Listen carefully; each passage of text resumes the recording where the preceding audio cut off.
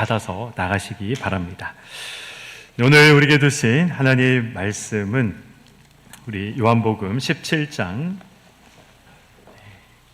21절 한 절의 말씀입니다.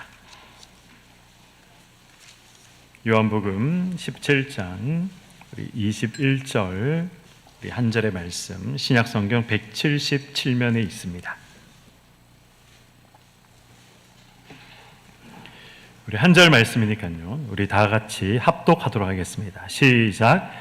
아버지여, 아버지께서 내 안에 내가 아버지 안에 있는 것 같이 그들도 다 하나가 되어 우리 안에 있게 하사 세상으로 아버지께서 나를 보내신 것을 믿게 하옵소서. 아멘.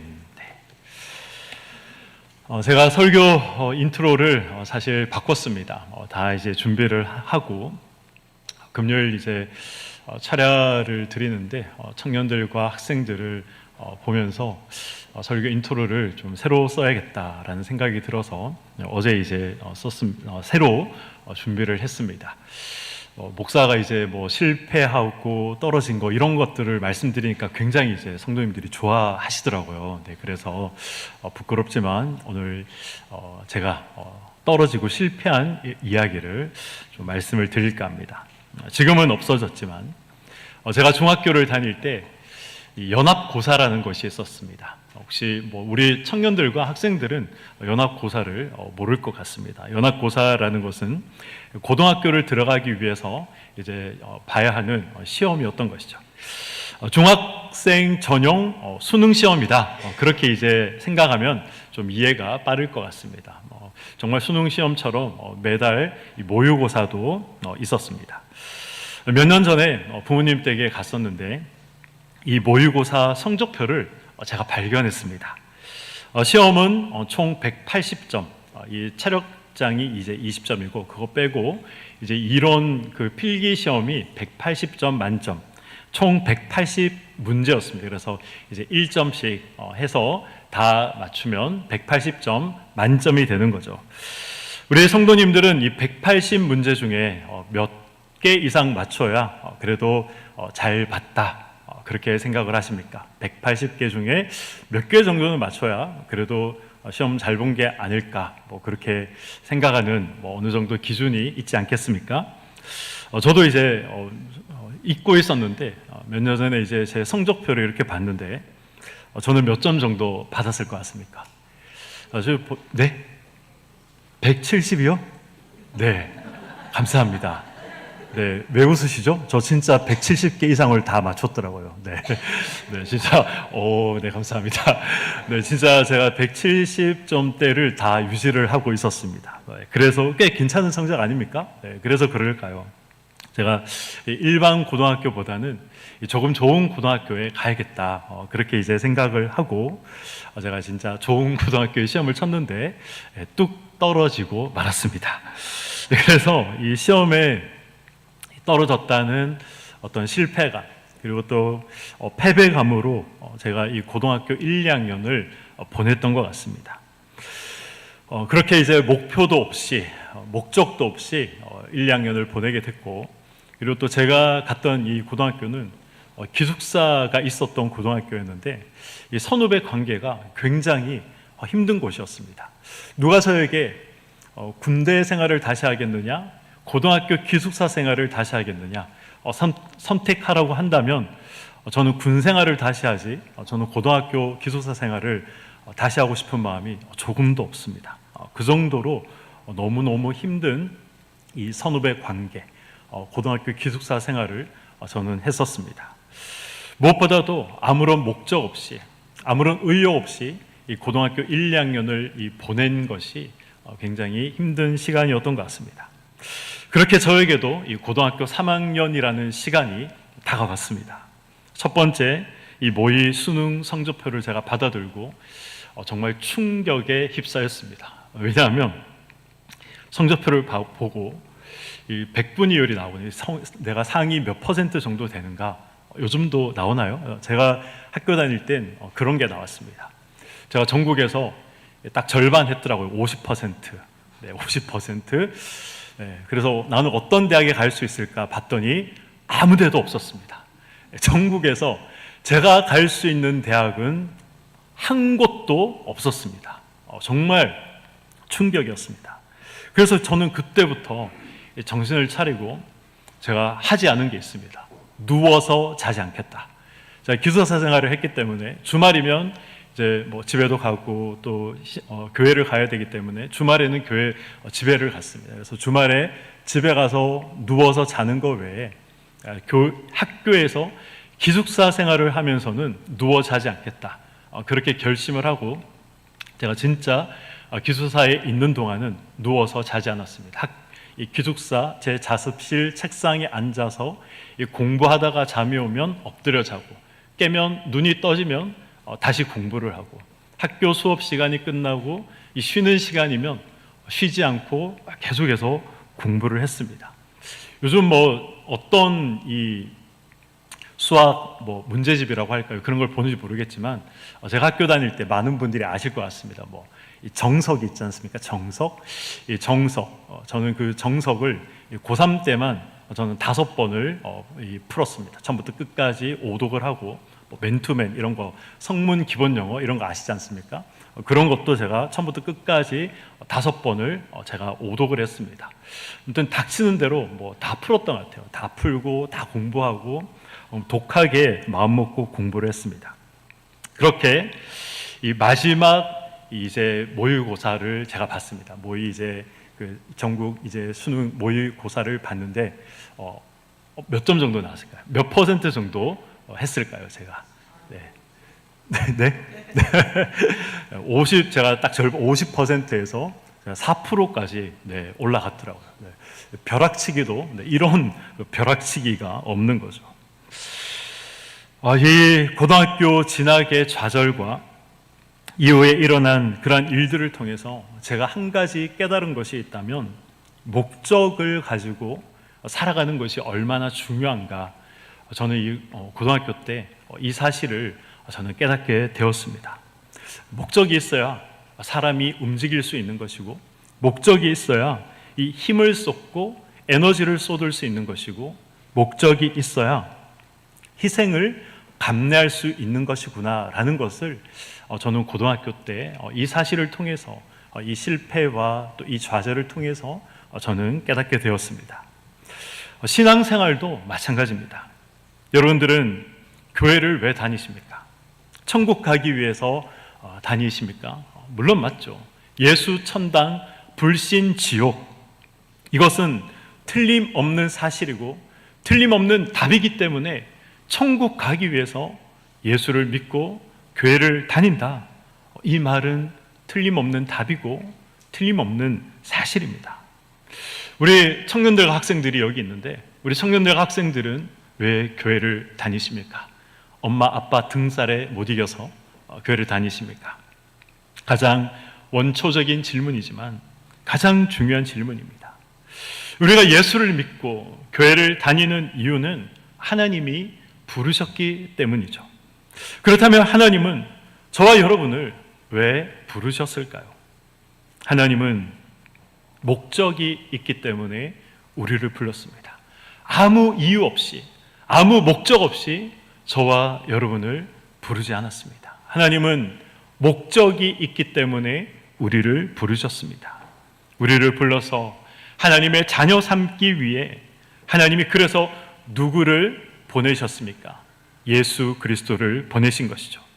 그래서 우리가 가장 먼저 알아야 하는 것은 하나님께서 예수 그리스도를 보내신 그 목적이 무엇인가 하는 것입니다. 그리고 그 목적이 바로 오늘 우리가 방금 읽었던 이 요한복음 17장 21절에 기록되어 있는 것이죠. 하나님께서 예수님을 왜 보내셨다라고 말씀하고 있습니까? 우리 21절의 말씀을 다시 한번 읽어보도록 하겠습니다. 아버지여, 아버지께서 내 안에 내가 아버지 안에 있는 것 같이 그들도 다 어떻게 되어? 하나 되어 우리 안에 있게 하사 세상으로 아버지께서 나를 보내신 것을 믿게 하옵소서. 아멘. 인간이 타락한 후에 하나님께서 하신 것이 있습니다. 인간이 타락한 후에 하나님께서 계획하시고 하나님께서 하신 것이 무엇입니까? 예수 그리스도를 이 땅에 보내시기로 하나님께서 작정하셨습니다. 창세기부터 이 요한 계시록까지 몇 명의 기록자가 몇 년 동안 이 성경을 기록했는지 알고 계십니까? 지금부터 3,500년 전에 모세가 이 모세 오경을 기록하기 시작해서 지금부터 1,900년 전인 이 요한이 요한 계시록을 기록하기까지 성경은 무려 1,600년 동안 기록이 되었습니다. 아시아와 유럽과 이 아프리카에서 기록이 되었고, 그리고 40명 이상의 저자들이 성경을 기록했습니다. 성경을 기록한 사람들 중에는 다양한 직업을 가진 사람들이 있었죠. 이들 중에는 다윗과 솔로몬 같이 왕이었던 사람도 있었고, 아모스와 같이 양을 치는 사람도 있었으며, 엘리사와 같이 농사를 짓는 사람들도 있었습니다. 그럼에도 불구하고 시종일관 이 1600년 동안 40명 이상의 사람들이, 수많은 직업군을 가졌던 사람들이 성경을 기록했지만 시종일관 성경에서 말씀하고 있는 것이 무엇입니까? 예수 그리스도를 말씀하고 있는 것이죠.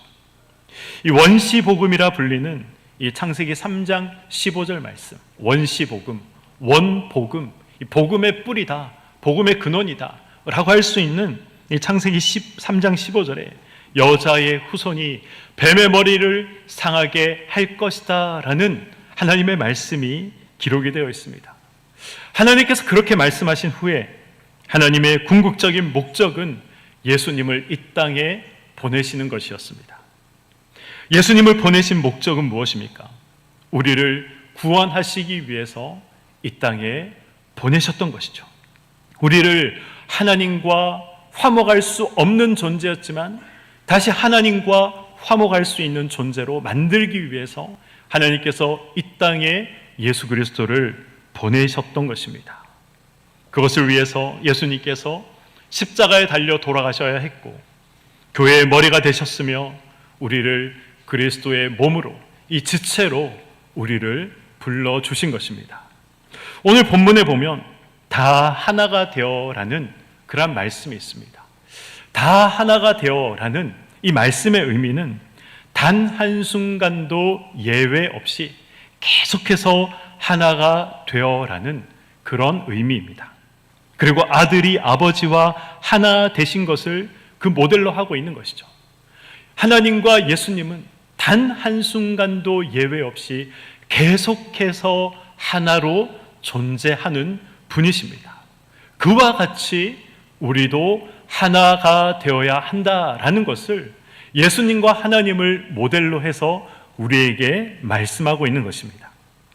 아들이 아버지와 하나됨 같이 예수 그리스도의 지체된 우리도 어떠해야 한다 말씀하고 있습니까? 하나 되어야 한다, 그렇게 말씀하고 있는 것이죠.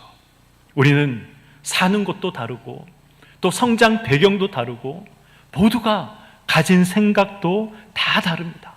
그런데 하나 되라 말씀하고 있는 것이죠. 우리나라도 그렇지만 특별히 이 초대 교회에는 성도 간의 신분이 달랐고 계급이 달랐습니다. 노예와 주인이 어떻게 하나 될 수 있었겠습니까? 도무지 하나 될 수 없는 그러한 장벽이 존재함에도 불구하고 하나 되어야 한다라고 말씀했던 것이죠. 하나님의 말씀과 사랑으로 묶여 있다면 하나된 모습을 세상에 보여주라는 것입니다. 이러한 하나됨은 아버지와 이 아들 안에 있는 근거가 되었던 것입니다. 이 말은 어떤 말로 바꾸어서 우리가 생각할 수 있습니까? 그리스도인들이 하나님의 말씀과 하나님의 사랑 안에 있지 못하면, 하나 되지 못하면 무늬만 그리스도인, 무늬만 기독교인에 불과하다, 그렇게 우리는 바꾸어서 생각할 수 있는 것입니다. 그렇게 되면 우리는 장애물이 되는 것입니다. 어떤 장애물이 될 수 있습니까? 복음의 장애물, 복음의 걸림이 우리가 될 수 있다는 것이죠. 교회가 갈라져서 싸우고, 그래서 세상 사람들의 입방아에 오르내리는 그러한 일들을 우리는 쉽게 찾아볼 수 있습니다. 모두 이 복음의 걸림이 되는 것입니다. 그러므로 예수 믿는 자들이 부단히 힘써야 하는 것이 무엇입니까? 단 한순간도 예외 없이 계속해서 힘써야 하는 것은 하나 되는 것입니다. 이것이 바로 하나님께서 우리를 교회로 불러 훈련시키는 훈련의 목적인 것입니다. 고린도전서 12장 12절에서 13절에 바울은 이렇게 말씀하고 있습니다. 몸은 하나인데 많은 지체가 있고 몸의 지체가 많으나 한 몸인가 같이 그리스도도 그러하니라. 우리가 유대인이나 헬라인이나 종이나 자유인이나 다 한 성령으로 세례를 받아 한 몸이 되었고 또 다 한 성령을 마시게 하셨느니라. 아멘.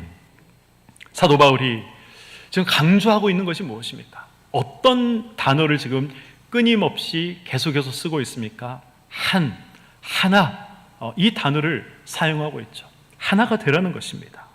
하나라는 사실을 계속 강조하고 있는 것이죠. 강조하고 있다는 것은 중요하다는 것이고, 강조하고 있다는 것은 그만큼 어렵다는 것입니다.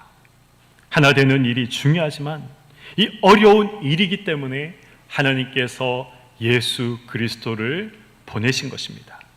하나 되는 일을 위해 하나님이 예수님을 보내셨다. 이 말 속에 중요한 사실 두 가지가 있습니다. 하나는 예수께 붙어 있지 않으면 우리는 하나 될 수 없다는 것입니다. 또 하나는 하나 되는 일은 하나님께서 계획하시고 하나님께서 이루어 나가신다는 사실입니다. 에베소서 2장 20절에서 22절에 보면 사도 바울이 또 이렇게 말씀하고 있습니다. 너희는 사도들과 선지자들의 터 위에 세우심을 입은 자라. 그리스도 예수께서 친히 모퉁이 돌이 되셨느니라.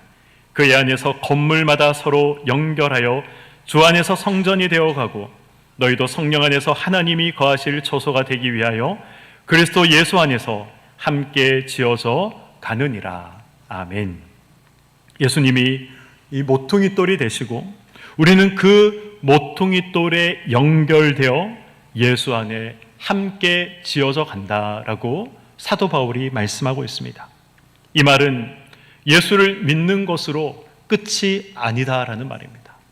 예수 믿는 것으로 우리가 끝나는 것이 아닙니다. 물론 예수 믿는 것으로 우리는 구원은 받습니다. 그러나 그것으로 끝이 아니라는 것이죠. 예수를 믿고 교회에 모였다면 예수와 연결되고 그리고 하나 되는 이 과정을 우리가 밟아 나가야 한다는 것입니다.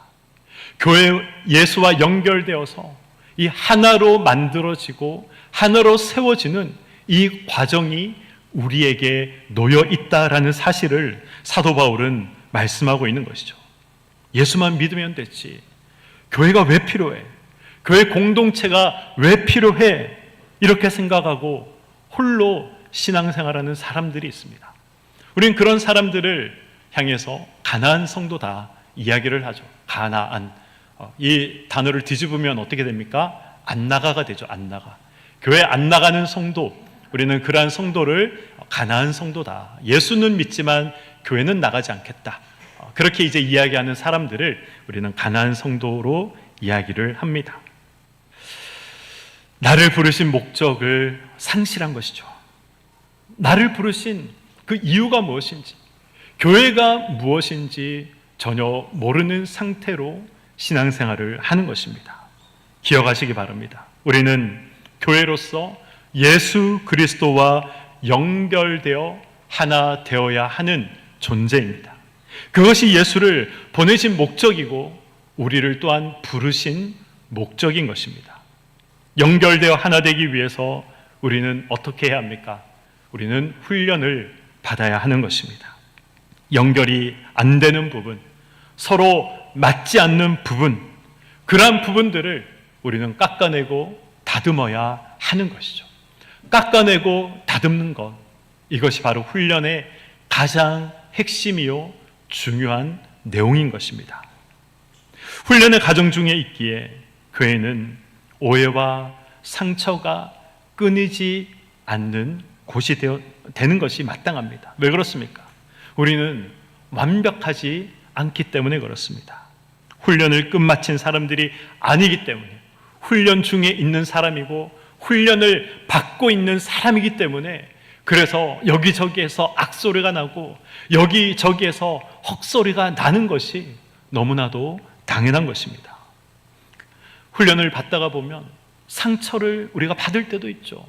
우리 교회 안에서 그래서 우리가 상처 받고 상처 입는 것, 그래서 그것은 어떻게 보면 너무나도 당연한 일인 것입니다. 이런 것을 보고 교회가 어떻게 이럴 수 있어?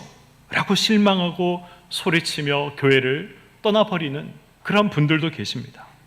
교회를 또한 둘로 나누어 버리는 그러한 사람들도 있습니다. 그러나 교회는 그럴 수 있는 곳입니다. 완벽하지 않은 것이고 완성을 향해 나아가는 곳이기 때문에, 그러한 훈련의 과정을 받는 곳이기 때문에, 그래서 교회는 그럴 수 있는 것입니다. 우리가 기억해야 할 사실은, 우리가 이 훈련의 장에서 우리가 뛰쳐나가지 않는 이상 결국 하나님께서 이 모든 훈련을 완성하신다는 것입니다. 하나님이 이 훈련을 완성하신다는 사실을 우리가 어떻게 확인하고 알 수 있습니까? 요한계시록 5장 1절에서 5절의 말씀입니다. 우리 1절과 5절의 말씀을 우리 함께 읽어보도록 하겠습니다. 시작.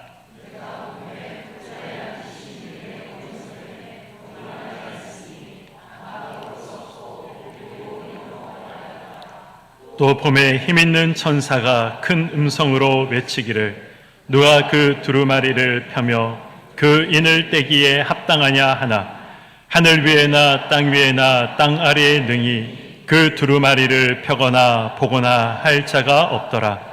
그 두루마리를 펴거나 보거나 하기에 합당한 자가 보이지 아니하기로 내가 크게 울었더니, 장로 중에 한 사람이 내게 말하되 울지 말라. 유대 지파의 사자 다윗의 뿌리가 이겼으니 그 두루마리와 그 7인을 떼시리라 하더라. 아멘. 이 7인으로 봉한 두루마리 책이 이 계시록에 등장합니다. 이 책이 무엇입니까?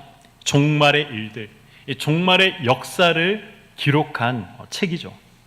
이 세상의 역사는 이 단순한 역사가 아닙니다. 이 세상의 역사는 어떻게 본다면 하나님께서 우리 인류를, 인간을 구원하시기 위한 구속의 역사라고 보는 것이 맞는 것이죠. 하나님께서 하나님의 백성을 교회로 부르시고 완성해 나가는 것이 이 세상 역사의 가장 핵심이 되는 것입니다. 그리고 하나님은 이 교회를 통해서 세상을 다스리고 계십니다. 에베소서 1장 22절에서 23절의 말씀입니다. 또 만물을 그의 발 아래 복종하게 하시고 그를 만물 위에 교회의 무엇으로 삼았다고 하십니까? 머리로 삼으셨느니라. 교회는 그의 무엇이라고 합니까? 몸이니 만물 안에서 만물을 충만하게 하시는 이의 충만함이니라. 아멘. 자, 이 구절을 가지고 한번 설교를 한 적이 있습니다. 말씀을 드린 적이 있죠. 사도 바울이 말하고 있는 이 만물이 무엇입니까? 하나님께서 창조하신 이 세상의 모든 피조물들, 그것이 바로 사도 바울이 말씀하고 있는 이 만물이다라고 제가 말씀을 드렸습니다. 그런데 이 만물이 누구의 발 아래 있다고 합니까? 누구의 발 아래? 예수 그리스도의 발 아래 있다라고 말하고 있는 것이죠. 그래서 이 예수님과 세상의 관계는 어떤 관계입니까? 예수님은 다스리시고 세상은 예수님의 다스림을 받아야 하는, 예수님의 발 아래 복종해야 하는 관계가 바로 세상과 예수님의 관계다라고 바울은 말씀하고 있는 것입니다. 그러나 교회는 그렇지 않죠. 교회는 복종을 위해 발 아래 둔 존재가 아니라 세상을 함께 다스리는 존재로 교회를 두셨다라고 말씀하고 있는 것입니다. 이것이 역사에 있어서 가장 중요한 내용입니다. 다시 계시록의 말씀을 한번 생각해 보시기 바랍니다. 7인을 떼고 이 중요한 역사를 펼쳐 보이기에 합당한 사람이 없었기 때문에 요한이 그 사람이 없어 대성통곡했다, 울고 있었다라는 것입니다. 그런데 그때 요한이 어떤 말을 듣게 됩니까? 유대 지파의 사자 다윗의 뿌리가 이겼으니 그 두루마리와 그 7인을 떼고 책을 펼칠 것이다 라는 그 음성을 듣게 됩니다. 무슨 말입니까? 역사를 펼쳐나가시고 역사를 주관하시는 분이 예수 그리스도다. 예수 그리스도가 역사를 펼치시고 완성하실 것이다. 이것을 말씀하시는 것이죠. 그러므로 우리가 예수 그리스도와 연결되어 있으면 예수께서 완성하신다는 사실을 우리는 확인할 수 있는 것입니다. 저는 지금까지 섬기던 교회를 딱 한 번 옮겨봤습니다. 사역하기 이전에, 물론 사역을 하면서는 이제 사역지를 제가 옮겼지만 사역하기 이전에 제가 섬기던 교회를 딱 한 번 옮겨본 적이 있습니다. 제가 신림동에서 공부를 할 때 제가 섬기던 교회 목사님이 이 가게에 흐르는 저주를 끊어라, 이 책을 읽으시고 너무 깊이 감명을 받으셨나 봅니다. 그래서 이 책에 너무 꽂히셔서 이 설교 시간마다 이 책에 관련된 이야기를 하시는 거예요. 이 사실을 인정하지 않는 한국교회, 이 사실을 인정하지 않는 한국교회의 목사들은 모두 멍청이다, 이렇게 말씀을 하셨습니다. 제가 그때 신학을 하지 않았지만 근데 예수를 믿어도 가게에 흐르는 저주가 끊어지지 않는다라는 이 말은 아무리 생각해도 이해가 되지 않았습니다. 우리 예수님의 능력이 그렇게 약하단 말인가? 그 정도로 힘이 없단 말인가? 그런 생각이 들었기 때문에 저도 이 책을 읽었지만 이 책의 내용들이 공감되지 않았고 이 책의 내용들이 저는 이해되지 않았습니다. 그런데 그때 많은 교단에서 이 책은 신학적으로 많은 문제가 있다, 그렇게 결론을 내렸기 때문에 이 가게에 흐르는 저주를 끊어라, 이 책을 많은 교단에서 이 성도들이 읽지 말 것을 그렇게 권했습니다.